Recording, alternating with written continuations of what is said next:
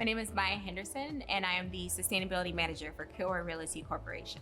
My name is Andy Rhodes, and I am the Managing Partner for Leading Edge Consulting Services here in Los Angeles. The City of Los Angeles has passed the Los Angeles Energy and Water Benchmarking Ordinance, and the EBEW for short ordinance is effectively put in place by the City of LA to start tracking energy and water usage within the city so we can start to see performance improvement to lower our energy and water usage here in the city so that we can be better stewards of the planet.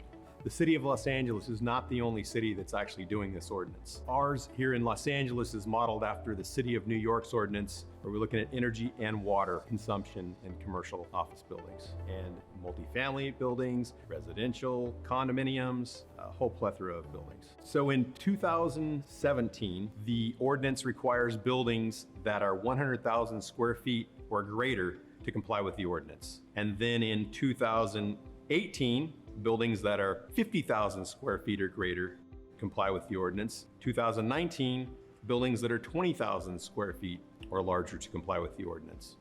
So eventually, the ordinance will cover approximately 80% of the buildings here in Los Angeles so that we are tracking energy and water usage at the majority of buildings here in Los Angeles, so they all have the potential to effectively become better at managing their energy and water efficiency.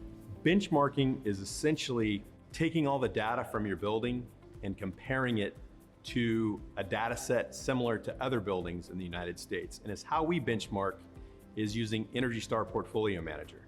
It's a free online tool that takes energy, weather from all subsets across the United States, normalizes it so that we can see how our buildings are operating.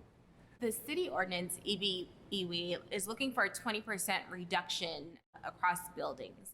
And that's part of the performance piece of the ordinance. And that requires basically a 15% reduction in energy usage and a 5% reduction in water usage for buildings. Right now, we're in the benchmarking piece of the ordinance, but beginning in 2019, we're going to need to start showing our buildings are performing better, and that's where that 20% reduction will come in. Designate a point person, gather utility bills, get information about your building, and get in compliance with the 2017 requirement. And then in 2019, that's when buildings need to actually start showing performance improvement. Some of the things that buildings can do to show that improvement would be hiring companies to help them do ASHRAE level 1, level 2 audits. Commissioning is another option. There's tons of information that's available on betterbuildingsla.com. That's the resource you want to go to. They can help you with an energy audit, so you can identify what saving opportunities are available in your building. So you can look at that list and basically pick and choose from low cost to no cost to maybe capital projects that might help improve your energy efficiency in order to be in compliance with the ordinance. You can also do building commissioning. And the final thing that you could actually do is also contact LADWP. Your account rep can help you out with that as well. This ordinance is not intended to be a revenue stream for the City of LA. There are fines that could be levied by the city, the Department of Building and Safety, but essentially what they want is to see you comply with the ordinance. We want that building data so that we can start to improve our city collectively. And the city tracking this information, having access to it so that we can all collectively become better performers is what's best for us all. The key term here is you can't manage what you don't measure. And at the present time, there's nothing measuring all of the electricity, gas, and water that all these buildings here in the City of Los Angeles are using. So this ordinance helps us know where we are so we can see where we need to go. I think this ordinance is definitely going to help create jobs within the City of LA.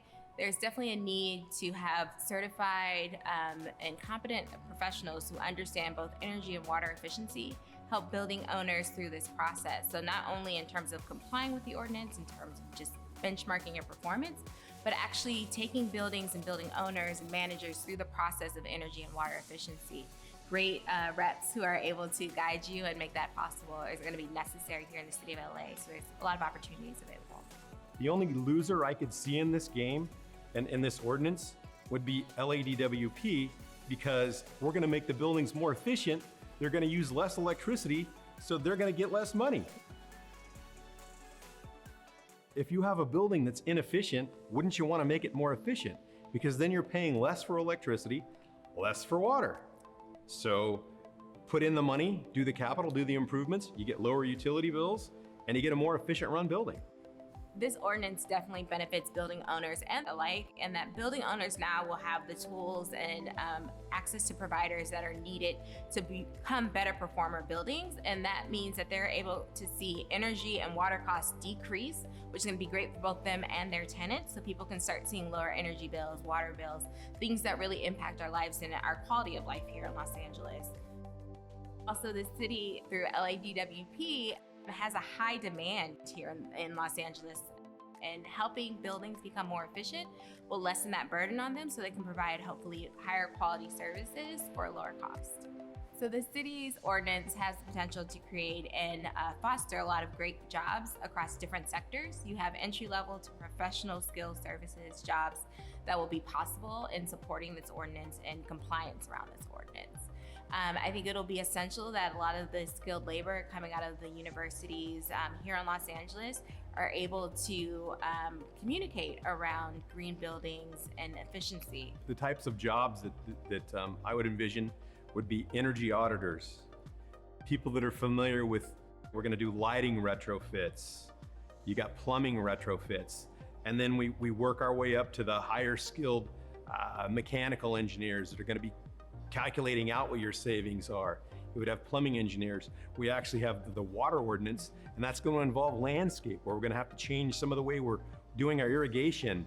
So you've got all kinds of different skill levels that this is going to actually help create new jobs.